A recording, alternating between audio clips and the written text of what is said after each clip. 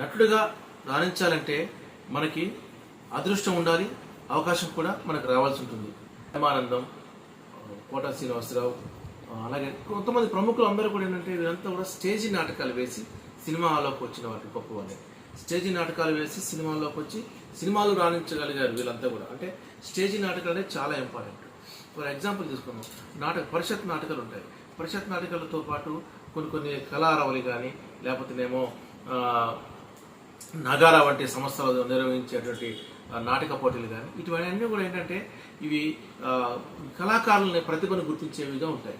అంటే ఇప్పుడు for example చెప్పంటే మీకు మేము స్టేజ్ మీద వేసినటువంటి నాటికని మీకు నేను చూపిస్తాను.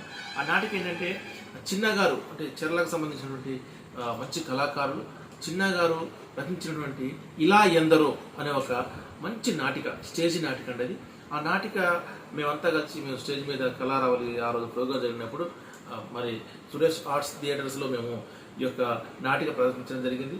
దానికి ఎంతో మంచి ప్రశంస కూడా రావడం జరిగింది. అందులో నేను కూడా యాక్ట్ చేశాను. ఇది అందరూ కూడా ఒక మంచి కళాకారులు అందరూ కలిసి కూడా ఇందులో యాక్ట్ చేశారు. ఇలా ఎందరో అనే ఈ యొక్క నాటికని, స్టేజ్ నాటికని నేను మీకు ఈరోజు పరిచయం చేయబోతున్నాను.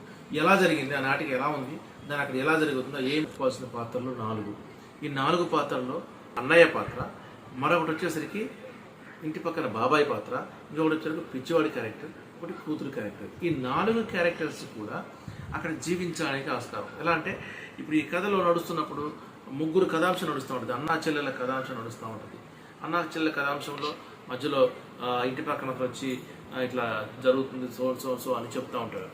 ఈ అడుక్కునే వాళ్ళలాగా వచ్చిన ఒక పిచ్చివాడు కూడా ఈ కథలోకి ఎంటర్ అవుతాడు. ఈ కథలో ఎంటర్ అయ్యి మొత్తం ఆ కథ అంతా కూడా ఆ పిచ్చివాడి పైనను అక్కడ నడుస్తున్నటువంటి ఆ కూతురుగా నడుస్తున్న అమ్మాయి పైన కథ నడుస్తూ ఉంటుంది. ఇంత చక్కటి కథ నారాయణ గారు, అంటే చిన్న గారు చాలా బాగా రాశారు. అసలు ఎంత చక్కటి కథ అంటే అల్లారంటే అంత చక్కటి కథ రావడం జరిగింది. ఈ స్క్రిప్ట్లో కూడా నాటికి కూడా చాలా బాగా వచ్చింది. దీనికి రమేష్ గారు కూడా దీనికి మంచి డైరెక్షన్ చేయించారు, చిన్నగారు డైరెక్షన్ చేశారు.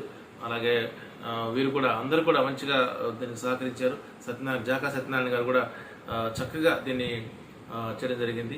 అందరూ కూడా కలిసి సత్యనారాయణ గారు చేయడం వల్ల అందరూ కూడా మంచి చేయడం జరిగింది.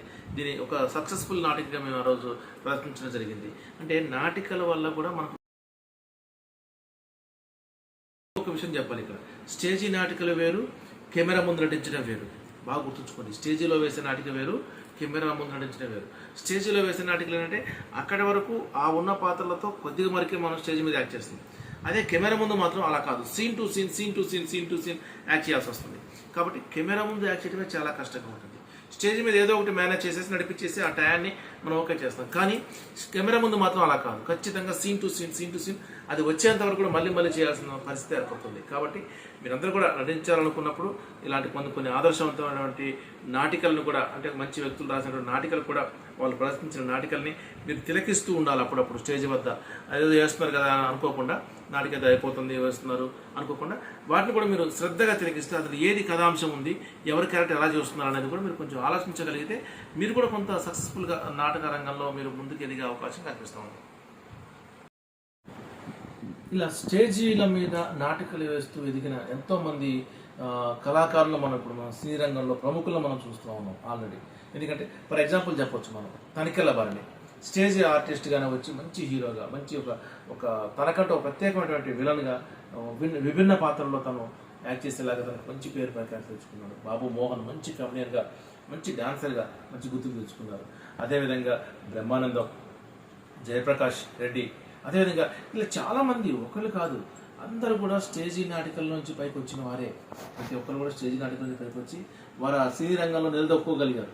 దానికి గల కారణం అక్కడ కింద స్థాయి నుంచి కష్టపడుతూ పైకి వచ్చారు. కాబట్టి వారికి నటన పట్ల ఉన్నటువంటి మక్కువ ఆ సినీ రంగం వైపు ప్రయాణించేలా చేసింది, అక్కడ సినీ రంగంలో నిలదొక్కునేలా చేసింది.